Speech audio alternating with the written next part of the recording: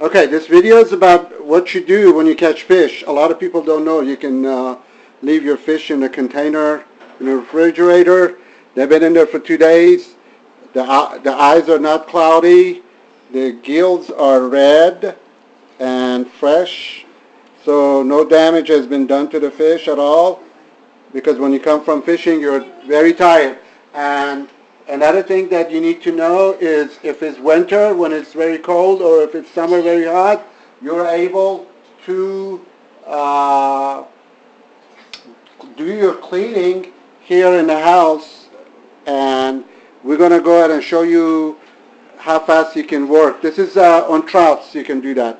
If you have a trout, sand trout, small fish, or soft body fish. So here's a demonstration to show you that there is no problem with the scale, okay? And we basically grab the fish. You tilt it. Okay. You just cut the tail, and it doesn't take long. And the knife I'm using is not a blade. It's basically it has a saw action on it, and I like that better because I'm not able to cut myself. As long as the knife is not moving, nothing bad going to happen. You just scale. You notice the scale is not flying. Now, if you had a fish that would have scales flying, you could put it under the water.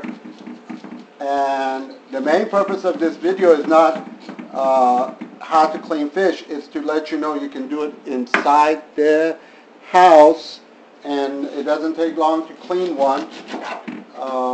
You can time it. Probably took less than a minute. This is the first stage. We just cleaned the stomach and the tails and scale. And I'm going to put it up. This is how many I did. This is how many we did so far. And we're doing it inside the house. And there's no problem whatsoever. And it's a good idea to do that when it's hot, cold, or nighttime, because all the videos are about cleaning fish when outside. So this is the inside, and it can be done. Okay, sorry about the